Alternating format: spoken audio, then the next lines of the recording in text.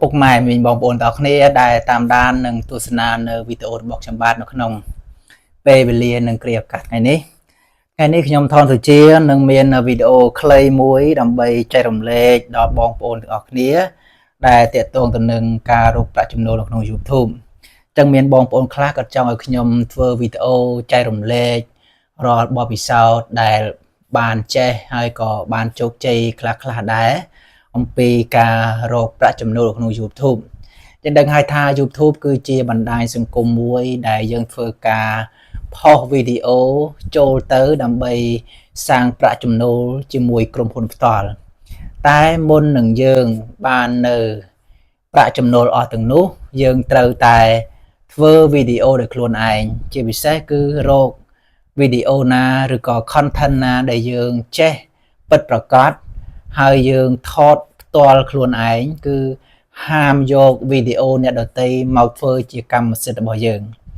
អញ្ចឹងមានបងប្អូនខ្លះក៏បានឆាតសួរអំពីបញ្ហាអស់ទាំងនេះខ្ញុំក៏គិតថាចង់ធ្វើវីដេអូខ្លីដើម្បីចែករំលែកជាមេរៀនមួយដើម្បីឲ្យគាត់ជាអ្នកដែលថ្មីបានស្វែងយល់បន្ថែមនិងបានទទួលការណែនាំអំពីខ្ញុំផ្ទាល់ហើយជាពិសេសមិនមែនមានតែខ្ញុំទេនៅក្នុងវីដេអូផ្សេងដែលបានធ្វើការផុសក្នុង YouTube ហ្នឹងក៏មានលោកគ្រូអ្នកគ្រូឬក៏បងដែលគាត់ជាសិស្សច្បងហ្នឹងគាត់បានធ្វើការផុសវីដេអូជាច្រើននៅក្នុងបណ្ដាញសង្គម YouTube នេះរាល់អំពីការបង្រៀនផ្សេងទាក់ទងទៅនឹងការបង្កើត Gmail ទាក់ទងទៅនឹងការ login account ចូលទៅក្នុង YouTube អីជាដើមអញ្ចឹងនៅក្នុងហ្នឹងខ្ញុំបានបង្រៀនទេខ្ញុំគ្រាន់តែបង្ហាញគោលត្រួសណែនាំឲ្យបងប្អូនបានស្វែងយល់អំពីវាខ្លះប៉ុន្តែក៏មានត្រង់ចំណុចមួយចំនួនខ្លះដែរដែលខ្ញុំមិនបានដឹងហើយក៏មិនទាន់បានស្វែងយល់ឲ្យបានឲ្យស៊ីជម្រៅនោះទេគ្រាន់តែបង្ហាញនៅអ្វីដែលខ្ញុំបានចេះនិងបានដឹងដើម្បីជាការចែករំលែកដល់បងប្អូនប្រជាពលរដ្ឋខ្មែររបស់យើងទាំងអស់គ្នាបានរកប្រាក់កម្រៃពី YouTube ខ្លះដែរអញ្ចឹងនៅក្នុងការរកប្រាក់នេះខ្ញុំចង់ស្រែកបញ្ជាក់ម្ដងទៀតថាត្រូវតែធ្វើវីដេអូដោយខ្លួនឯងកុំយកវីដេអូអ្នកដទៃមកធ្វើឲ្យសោះខ្ញុំបញ្ជាក់ម្ដងហើយម្ដងទៀតគឺហាមផ្ដាច់តែម្ដងព្រោះ YouTube វាមិនអនុញ្ញាតឲ្យយើងទៅយកវីដេអូរបស់បុគ្គលណាមួយឬក៏នរណាម្នាក់មកធ្វើជាកម្មសិទ្ធិរបស់ខ្លួនបានទេពេលណាដែលសម័យខ្លួនគេដឹងថាវីដេអូនឹងជាវីដេអូរបស់គេអាចមានសិទ្ធិប្តឹងតវ៉ាទៅក្រុមហ៊ុន YouTube បានហើយ YouTube នឹងធ្វើការពិនិត្យនៅរាល់វីដេអូដែលយើងលួចគេនឹងហើយ channel របស់យើងអាចនឹងជាប់ spam ហៅថាជាប់ spam ហើយនឹងអាចនឹងជាប់ review content ឬក៏អាចជាប់នៅលក្ខខណ្ឌណាមួយហើយក៏អាចខូច account នឹងផងដែរអញ្ចឹងបើយល់ល្អបើយើងចង់ឲ្យថិតថេរយើងចង់រកប្រាក់ជាមួយវាយើងត្រូវតែធ្វើវីដេអូដោយខ្លួនឯងអញ្ចឹងនៅក្នុងវីដេអូនេះខ្ញុំផ្ដោតសំខាន់ទៅលើបងដែលគាត់ជាអ្នកធ្វើវីដេអូហើយគាត់បានសួរថាបងខ្ញុំឃើញគេរកមួយខែបានរាប់ពាន់ដុល្លារឬក៏$100ឬក៏អាចច្រើនជាងនឹងក៏ថាបានអញ្ចឹងខ្ញុំចង់ស្រែកបញ្ជាក់ផងដែរថាការរកប្រាក់ចំណូលនេះវាអាស្រ័យទៅលើការព្យាយាមហើយនឹង content របស់យើងនឹងជាប្រភេទ content អ្វីដែលយើងអាចបានថ្លៃបានឧទាហរណ៍ថាយើងថតអំពីការដើរព្រៃឧទាហរណ៍ថា 1k view ឬក៏ 1000 នាក់នៅក្នុងស្រុកខ្មែរខ្ញុំមិនដឹងថារកអត់ប្រមាណទេបងប្អូនប៉ុន្តែខ្ញុំអាចសន្និដ្ឋានថាបាន$3ទៅ$2 $1ចឹងទៅឧទាហរណ៍ 1k ណាប៉ុន្តែនៅក្នុងស្រុកខ្មែររបស់យើងគឺ view មិនសូវបានថ្លៃទេអានឹងតាមដែលខ្ញុំឃើញវីដេអូផុសជាច្រើននៅក្នុងបណ្ដាញសង្គម YouTube ហ្នឹងគឺអត់សូវបានថ្លៃទេព្រោះ 1k view ក្នុងស្រុកខ្មែរអាចបានខ្ទង់$1 $2 $3 ជាងដើមទៅប៉ុន្តែបើនៅប្រទេសគេវិញខ្ញុំឃើញ channel ធំដែលគេផុសណា 1k view អាចបានខ្ទង់$5ទៅជាងហ្មង$5ជាងហើយរហូតដល់ 50k គេអាចរកបាន$100បងប្អូន 50k view ខ្ញុំសរសើរមែនទែន 50k view គេអាចរកបាន$100ប៉ុន្តែ channel ខ្ញុំមួយហ្នឹងខ្ញុំថតអំពីធ្វើកម្មវិធីបុណ្យផ្សេងនៅតាមវត្តផ្សេងទៅខ្ញុំទៅថតរាល់សកម្មភាពហ្នឹងខ្ញុំធ្វើការផុស chung cá mùi khế ban tại mùi đô la rồi có ai lẹ mà đo 60 sen rồi có ai cao 10 sen thì còn tay ai họ là quốc pi đô la đài còn tay có mơ nghi với ông ôn 60 sen 70 sen 50 sen rồi có mùi đô la pena đài vì du dân can tay trán chùm luôn lôi dân có trán đài u ta ho tha dương mùi khế dương rùa ban mùi đô la cho bà sân 50k khi bà màn ông ôn cua xóm đây nó 30 đô la rồi có 40 đô la chuyện đáo cho bà sân video dân bán pi đô la 3 đô la chừng tới chân chùm luôn bị du rồi có chùm luôn lôi nó bật cắn tái bàn tràn đài chúng ta subscribe nếu có ai chừng rùa chùm nô bàn đài hai chia bị xe nhưng mình chia bong ôn tha mình men chơi tập porter ban bị du từng ot to tai video rồi bao giờ nó miên phê hao tha tiện tiếng hơi video rồi bao giờ nó cứ cầm pong tay miên cặp tu nục nông vật tề giờ to luôn ta ho tha nâu sọc có miên rương mùi chấm lại khát la nâu đâm bòn cô nhưng từ cái miên thực phao ấy chỉ đảo mới nói ôi thỏ nữa là ngày chân tới dân thực thò rồi cam phi bao nâng tới chẳng video từng nó bị chập đam rèn ngày chẳng sọc mai giờ nó cứ chập đam tam đa nơi po là miên ở từng nâng đôi chia phần man khai ní dân khơi nhờ sừng cream khát la đầu viên ở xiêm nâng Campuchia hay video xinh miên ca po ôi phao trà này chẳng tới chúng luôn bị du nó có rô ban trà này miền bò ông khai còn ai rô ban mà ngay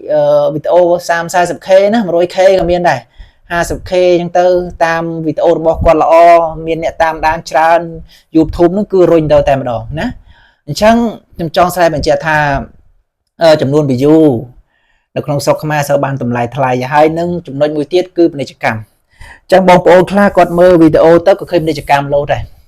đây cho cam ở từng nắng cứ về miền nằm lại tam đây cho cam đáy đây cho cam khác ở miền nằm lại thay đây cho cam khác ở miền nằm lại riêng thảo chân tử hay dừng khơi đây cho cam phía chán bò là tết cứ về miền nằm lại thay hai mùi tiền pena video được bò dưỡng ưu đào tha nhưng thọ đồng pi sạch prey bong ôn miền tây belia đôi nhẹ khan sim riệp nhưng trong bằng hành plơ mùi đáy cứ cua tài miền chia camera mình tụi sao cái camera to được chiaประเภท Canon ประเภท Lumix ไอ้จะได้หรือก็ประเภท camera ដែលយើងអាចថតជា file convert 4K បានយើងអាចថតសត្វស្វាបាន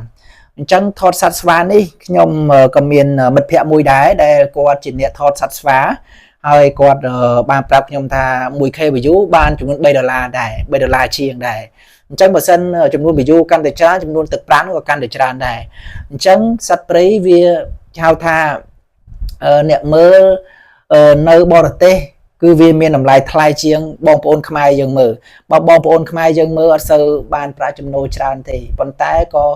វាគ្រាន់ដែរមិនអត់សោះទេណាហើយមួយវិញទៀតយើងមិនសំខាន់ទៅលើវីដេអូរបស់យើងរែងទៅបរទេសឬក៏រែងស្រុកខ្មែរទេមានបងប្អូនខ្លះក៏មានចម្ងល់ស្ងល់សួរថាបងធ្វើមិនបានវីដេអូរបស់យើងនឹងរែងទៅឲ្យបរទេសមើលបានអើយខ្ញុំពិបាកបញ្យល់ណាបងប្អូនហើយបើចង់ឲ្យវីដេអូនឹងរែងទៅបរទេសដូចខ្ញុំថាអញ្ចឹងនិយាយភាសាហ្មងទៅបើចេះភាសាអង់គ្លេសនិយាយពីវត្តសាស្ត្រនិយាយភាសាអង់គ្លេសទៅហើយបើនិយាយអំពីសត្វស្វានិយាយជាភាសាអង់គ្លេសសុទ្ធទៅនឹងហើយបើនិយាយអំពីវត្តសាស្ត្រឬក៏តាមតំបន់ប្រាសាទយើងនេះយើងនិយាយអំពីភាសាអង់គ្លេសទៅអញ្ចឹងផុសទៅមុខជាមានហើយមុខជាវីដេអូនឹងរែងអាចទៅកាន់បរទេសហើយណាហើយយើងដឹងហើយបរទេសខ្លះយើងស្ដាប់ភាសាខ្មែរបានទេវីដេអូយើងភាគច្រើនយើងធ្វើជាភាសាខ្មែរអញ្ចឹងវីដេអូរបស់យើងរែងទៅបរទេសវាកម្រណាដូចជាវីដេអូដែលខ្ញុំបានបង្រៀននេះភាគច្រើនគាត់ហៅថាស្ដាប់បានតែនៅក្នុងស្រុកខ្មែរទេប៉ុន្តែក៏មិនមែនថាបងប្អូនខ្មែរយើងមើលទាំងអស់ទេក៏មានសាសឥណ្ឌាដូចជាអាមេរិកអីក៏គេមានមើលខ្លះដែរមិនមែនអត់សោះទេណាគាត់ថាបើខ្មែរយើង 70% គេ 10% ឬក៏ 15% អញ្ចឹងទៅអញ្ចឹងវីដេអូអស់ទាំងហ្នឹងគឺវាអាស្រ័យទៅលើបងប្អូនដែលស្រឡាញ់នៅ content ណាមួយដែលចង់ធ្វើដោយឧទាហរណ៍ថាបរទេសគឺចូលចិត្តទស្សនាដើរព្រៃខ្ញុំឃើញបងក្តីហើយក៏មានវីដេអូខ្លះទៀតហ្នឹងគឺគាត់គេហៅថាដំណើរផ្សងព្រេងណាដំណើរផ្សងព្រេងដែលគាត់ថតនៅតាមតំបន់ទឹកធ្លាក់អីផ្សេងហើយក៏គាត់អាចរក view បានច្រើនដែរហើយបរទេសគឺចូលចិត្តមើលណា ហើយជាពិសេសក៏គាត់បានជួយនៅផ្សព្វផ្សាយនៅតំបន់ទេសចរផ្សេងៗនៅក្នុងប្រទេសកម្ពុជារបស់យើងដើម្បីឲ្យពិភពលោកបានស្គាល់ផងដែរទូយ៉ាងដូចជាខ្ញុំប្រហែលថ្ងៃនេះខ្ញុំក៏បានដើរថតតាមតំបន់ប្រាសាទដែរហើយខ្ញុំឃើញថាតំបន់ទេសចរក្នុងប្រទេសកម្ពុជានឹងក៏ยังមានការរីកចម្រើនដែរអញ្ចឹង content មួយនឹងបងប្អូនអាចធ្វើបានសំខាន់ឲ្យតែមានតិចនិចថាយើងចេះអីណាតិចនេះយើងចេះអីមិនមែនថាគេដំណើរផ្សងព្រេងក្នុងព្រៃយើងដើរតាមគេទេដើមស្រួលនឹងវែងក្នុងព្រៃហើយណាអញ្ចឹងវីដេអូឬក៏ content នឹងមានច្រើនណាស់ដូចជាមានអ្នកខ្លះគាត់ជាងឡានគាត់ឲ្យកូនឬក៏ប្រពន្ធក៏ជាអ្នកថតអីចឹងទៅហើយវីដេអូខ្លះទៀតហ្នឹងដូចថាគាត់បែបធ្វើជាបទភ្លេងឬក៏គាត់ចេះធ្វើជាបទ remix អីជាដើមឬក៏ជាសាច់ភ្លេងអី original គឺធ្វើការផុសចូលទៅក្នុង YouTube ទៅក៏គាត់អាចរកប្រាក់ចំណូលបានដែរអញ្ចឹងមុននឹងធ្វើខ្ញុំចង់បញ្ជាក់ថាធ្វើភ្លាមកុំហៅថាកុំសិញ្ជឹងថាចង់បានលុយកុំទាន់យើងធ្វើមួយហើយយើងតាមដានមួយហើយយើងសិក្សាស្រាវជ្រាវចង់ស្រាវជ្រាវបងប្អូនដូចជាយើងមានកុំព្យូទ័រមួយទៅមាន laptop មួយទៅយើងស្រាវជ្រាវទៅវាល្អហើយវាហៅថាវាស្រួលជាងទូរស័ព្ទបើទូរស័ព្ទវាមានទំហំអេក្រង់តូចបើយើងមានកុំព្យូទ័រគឺយើងអាចសិក្សាមើលពីវីដេអូផ្សេងដែលបងបរៀនហ្នឹងគឺវាស្រួលភ្នែកមែនតើមិនមែនថាទូរស័ព្ទនឹងមើលកើតទេមើលកើតដូចគ្នាទេគាត់ថាបើអាចមានកុំព្យូទ័រក៏ល្អដែរកុំព្យូទ័រខ្លះមានតម្លៃ200 300ក៏យើងអាចធ្វើការមើលវីដេអូបានដូចតែគ្នាទេវាមិនអាស្រ័យទៅលើរបស់ដែលថ្លៃឬក៏យ៉ាងណានោះទេហើយម្យ៉ាងវិញទៀតខ្ញុំចង់បញ្ជាក់ថានៅពេលធ្វើត្រូវតែមានការខិតខំព្យាយាមហើយឧស្សាហ៍គេហៅថាស្រាវជ្រាវអំពីក្រុមហ៊ុន YouTube ឲ្យបានច្រើនព្រោះ YouTube វាមានការអាប់ដេតជួនកាលមួយខែឬក៏អាចពី3ខែអាប់ដេតម្ដងឬក៏កន្លះឆ្នាំអាប់ដេតម្ដងអញ្ចឹងទៅណាវាតាមលក្ខណៈថាគោលការណ៍របស់វាព្រោះប្រហែលខែហ្នឹងវីដេអូ channel របស់ខ្ញុំហ្នឹងក៏ជាប់ review content ដែរដោយសារតែវីដេអូរបស់ខ្ញុំហ្នឹងគឺខ្ញុំថតអំពីប្រវត្តិសាស្ត្រផ្សេងថតព្រៃភ្នំអីជាដើមប៉ុន្តែខ្ញុំយកក៏សំឡេងព្រះគុណម្ចាស់យកមកដាក់លាយអញ្ចឹងទៅខ្ញុំអាចរកប្រាក់ចំណូលបានប៉ុន្តែ YouTube នោះវាចាប់ផ្ដើមចាប់បានសំឡេងអញ្ចឹងទៅវាជាប់ review content អញ្ចឹងទៅខ្ញុំក៏បានធ្វើការលុបវីដេអូនឹងចោលហើយខ្ញុំធ្វើការផុស upload នៅវីដេអូថ្មីគឺវីដេអូ original ដើម្បីធ្វើការស្នើសុំវិញនៅក្នុងខែ2ថ្ងៃទី7ឆ្នាំ2026នេះអញ្ចឹងដូចខ្ញុំបាននិយាយចឹងបើសិនវីដេអូយើង original មិនបាច់ភ័យទេលុយបើសិនយើងផុសរាល់ថ្ងៃviewឡើងរាល់ថ្ងៃលុយចូលកង់រាល់ថ្ងៃអារឿងលុយចូលកង់នេះកុំភ័យខ្ញុំចង់និយាយថាកុំភ័យដូចបានខ្ញុំថាកុំឲ្យភ័យព្រោះពេលណាដែលយើងគ្រប់គោលការណ៍កុំឲ្យតន់និយាយถึงគ្រប់គោលការណ៍ហ្នឹងហើយយើងកុំឲ្យវែងឆ្ងាយបងប្អូននឹងស្ដាប់ទៅច្បាស់ជាលងលោចហើយគិតវែងឆ្ងាយទៀតដែរអញ្ចឹងខ្ញុំចង់បញ្ជាក់ថារកវីដេអូមួយពិតប្រាកដខ្លួនឯងឧទាហរណ៍ថាខ្ញុំនៅស្រុកស្រែមិនថាអ្នករស់បានតែអ្នកក្រុងទេណាអ្នកស្រុកស្រែនេះគឺសម្បូរ content វីដេអូណាខ្ញុំឃើញវីដេអូនៅក្នុង Facebook ច្រើនណាដែលគាត់រកប្រាក់នៅក្នុង Facebook នេះក៏រកមួយខែរាប់ពាន់ណាបងប្អូនមិនតិចទេដូចជាក្មេងស្រីម្នាក់ណាដែលសម្ដែងជាមួយម្ដាយណាដែលភ្លេចឈ្មោះទៅបងប្អូនកូនក្មេងនឹងប្រកែសម្ដែងណាជាមួយម្ដាយហើយយើងឃើញទេពកោសល្យរបស់គាត់នឹងល្អមែនទែនគាត់ចេះសម្ដែងរាល់អាកប្បកិរិយាសើចយំច្រៀងគេថាលេខលក់អីជាដើមអញ្ចឹងទៅគឺវីដេអូរបស់គាត់នឹងធ្វើឲ្យមានបងប្អូន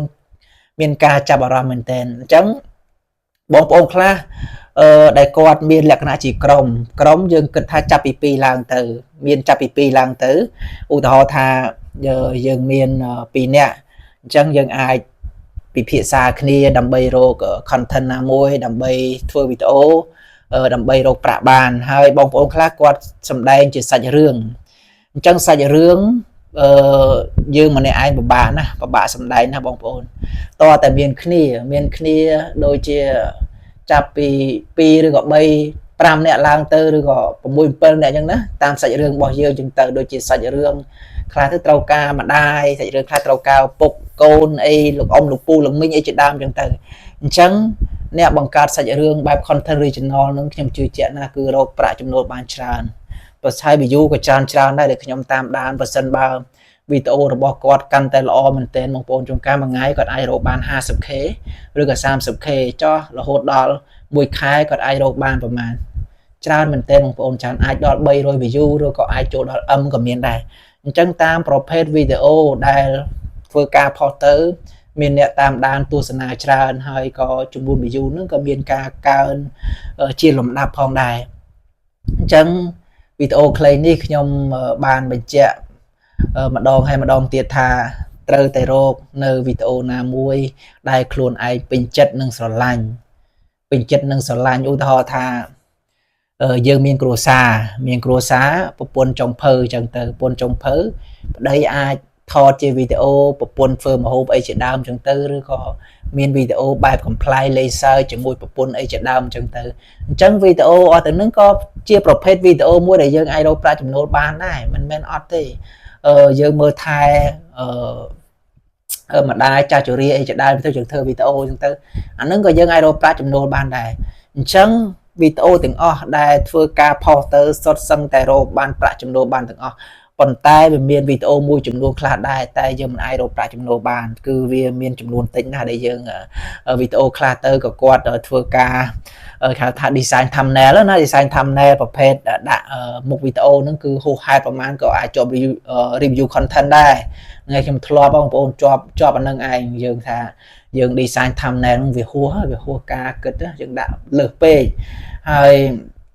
ខ្ញុំចង់បញ្ជាក់ថាបងប្អូនខ្លះបើចង់ទិញ account ខ្ញុំចង់ប្រាប់ថាត្រូវតែមានការប្រុងប្រយ័ត្នព្រោះឥឡូវហ្នឹងក៏មានជនឆបោកច្រើនដែរខ្ញុំក៏ធ្លាប់ចាញ់បោកគេប្រហែលខែមុនដែរអំពីការទិញ account នេះព្រោះទិញ account នេះយើងមិនដឹងថា account របស់គេនឹងមានការជាប់របៀបអីខ្លះទេពេលយើងយកមកឆែកមើលអី function ឬយើងឆែកមើលនៅក្នុង policy account ហ្នឹងយើងឃើញមានជាប់អ្វីមួយដូចជាជាប់ restrict អីជាដើមចឹងទៅពេលណាដែលយើងជាប់ restrict ឯងបងប្អូន account ហ្នឹងវីដេអូហ្នឹងគឺធ្លាប់លុបវីដេអូហ្នឹងចោលទៅហើយគាត់ធ្វើការផុសវីដេអូថ្មីអញ្ចឹងក៏អាចជាប់ restrict ដែរជាពិសេសពេលណាដែលជាប់អស់ទាំងហ្នឹងហើយយើងធ្វើការផុសវីដេអូចូលទៅគឺអត់ងាយឡើង view ទេចំការមាន view តែម្ដងខ្ញុំធ្លាប់លុបវីដេអូចោលពេលខ្ញុំផុសឡើងវិញអត់មាន view ទេធ្លាប់ផុសមួយថ្ងៃថាបាន 1k ឧទាហរណ៍ណាបាន 1k ប៉ុន្តែផុសមកបានតែ30 view ឬក៏40 view អស់ច្រើនហើយអត់ឡើងទេអញ្ចឹងបើសិនបើវីដេអូជាប់អស់ទាំងនឹងហើយគឺមិនងាយទេបងប្អូនណាអញ្ចឹងវីដេអូនេះខ្ញុំមានតែប្រព័ន្ធហ្នឹងដើម្បីចែកជូនបងប្អូនទាំងអស់គ្នាដើម្បីធ្វើការសាងប្រាក់ចំណូលនៅក្នុង YouTube នេះហើយ YouTube ដូចខ្ញុំបានបញ្ជាក់ម្ដងទៀតថាតើតែមានការព្យាយាមអត់ធ្មត់តស៊ូព្រោះហាលក្តៅហាលភ្លៀងណាស់មិនមែនអង្គុយបានតលុយទេមានបងប្អូនខ្លះថាឃើញគេបានប៉ុនស្រួលអត់ស្រួលទេគឺគេមានប្រភេទវីដេអូរបស់គេឧទាហរណ៍ថាថ្ងៃនេះខ្ញុំទៅថតតាក់ទងអីថតត្រីណាគាត់ទៅថតបបកត្រីជាដើមទៅគឺត្រូវថតទៅអញ្ចឹងក៏ត្រូវកាត់វីដេអូក៏ត្រូវកាត់ប្លង់យ៉ាងម៉េចក៏ត្រូវបបកត្រីយ៉ាងម៉េចអញ្ចឹងទៅក៏មានអ្នកបបកហើយមានអ្នកថតទៀតណាឧទាហរណ៍ណាខ្ញុំថតពីប្រវត្តិសាស្ត្រទៅថតពេលខ្លះពេលថ្ងៃពេលខ្លះពេលល្ងាចពេលខ្លះទៅពេលព្រឹកអីជាដើមអញ្ចឹងទៅវាអត់ទៀងទេហើយថតវីដេអូបានមកត្រូវយកមកកាត់តត្រូវយកមកបញ្ចូលសំឡេងជាដើមអញ្ចឹងទៅហើយពេលខ្លះក៏មានភ្លៀងពេលខ្លះក៏ក្តៅខ្លាំងអញ្ចឹងទៅមុខខ្មៅអស់ហើយប៉ុន្តែពេលណាដែលយើងតស៊ូពេលណាយើងជោគជ័យប្រាក់កម្រៃទាំងនោះគឺនឹងរត់មករួចយើងហើយតិចក្តីច្រើនក្តីយើងអត់ដឹងទេព្រោះ YouTube នេះត្រូវការអ្នកតស៊ូណាស់បើយើងអត់តស៊ូទេច្បាស់ជាមិនបានមួយកាក់មួយសេនទេអញ្ចឹងខ្ញុំថនសុជាមានតែប៉ុណ្្នឹងដើម្បីចែករំលែកណែនាំបងប្អូនទាំងអស់គ្នាដែលដៃថ្មីដែលគាត់ចង់រកប្រាក់ចំណូលនៅក្នុង YouTube អញ្ចឹងជួបខ្ញុំនៅវីដេអូថ្មីបន្តទៀតរកមានចម្ងល់អាចចូល comment នៅខាងក្រោមខ្ញុំនឹងជួយដោះស្រាយនៅបញ្ហាផ្សេងបើខ្ញុំអាចជួយបានខ្ញុំនឹងធ្វើវីដេអូដើម្បីចែករំលែកបងប្អូនទាំងអស់គ្នាជួបខ្ញុំនៅវីដេអូថ្មីបន្ត